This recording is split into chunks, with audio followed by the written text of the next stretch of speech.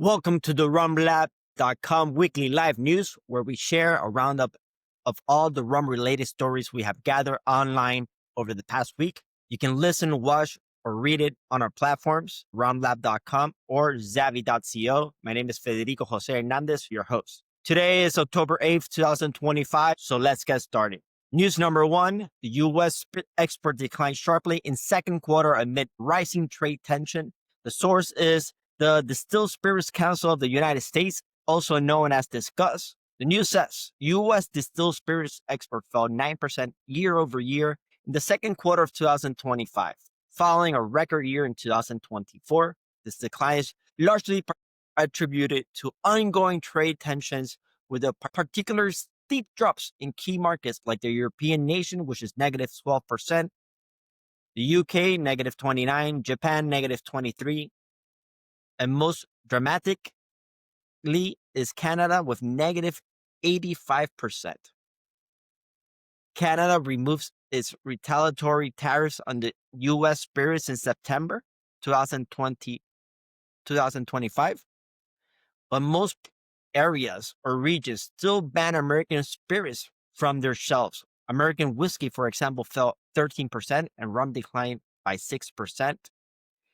Discuss President Chris emphasizes that a 0 tariffs are crucial, especially for American whiskey producers facing slowing domestic sales and record high inventory levels. All right, continuing with more Canada tariff news. Trade tensions reshape Canada's spirits market. The source is the Spirits Business. News says trade tensions, particularly bans on American spirits in response to the U.S. tariff, have caused a major disruption in the Canadian market. U.S. spirit sales in Canada plummeted by over 60% in a few weeks, with a staggering 80% drop in Ontario, the largest market. This has created a search for local alternatives, like Canadian whiskey being the one that's benefited the most. For rum, the shift was category specific in Quebec, where sales moved from Bacardi to Captain Morgan, resulting in a 50% rise for the category in this province. Come on, Canada. You can do better than that. Continue from Bacardi to Captain Morgan. Next title is Strong Demand Persists for Direct-to-Consumer Shipping on Craft Spirits. News is from Sovos. The news says, a new report highlights overwhelming consumer demand for the expansion of direct-to-consumer shipping for craft spirits in the U.S. The vast majority of regular craft spirits drinkers, which represents 84%, want the ability to legally purchase spirits in this way, and 82% want direct-to-consumer laws to change. Currently, only 9 states plus D.C. permit interstate direct-to-consumer shipping. Next news. Best Beverage Accelerator bets on RTDs, rum, and culture in a new cohort. The source is Brewhound, and the news says private equity firm Invest Beverages Accelerator program has selected 18 brands for its fall 2025 program, with a significant focus on spirits-based ready-to-drink cocktails, a highly fragmented but still growing segment. InvestBev Vice President Gustavo Aguirre is bullish on rum, stating it is prime for innovation based on growing consumers' demand.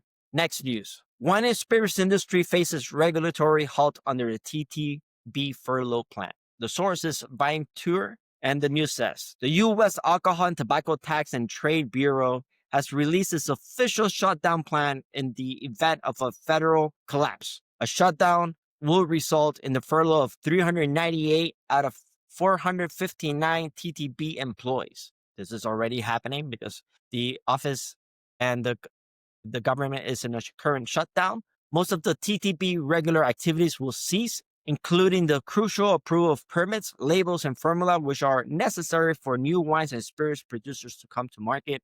Only essential functions like processing taxes, returns with payments, and criminal law enforcement will continue.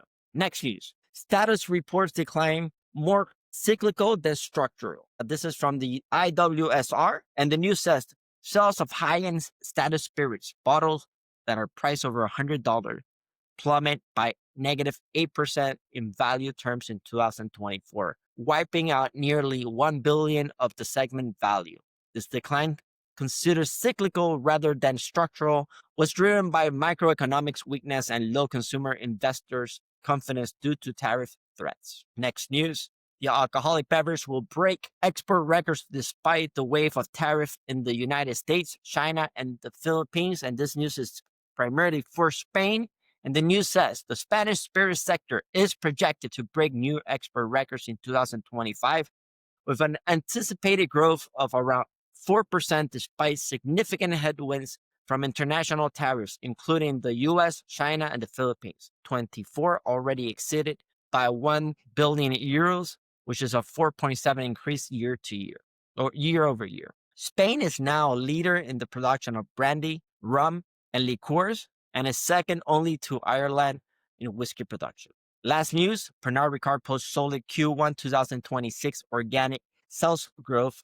The source is the spirit business, and please hear this news out before you jump into conclusion, just like myself. Pernod Ricard has reported a 1% organic sales increase for the first quarter of its fiscal year 2026, which is from July to September 2025.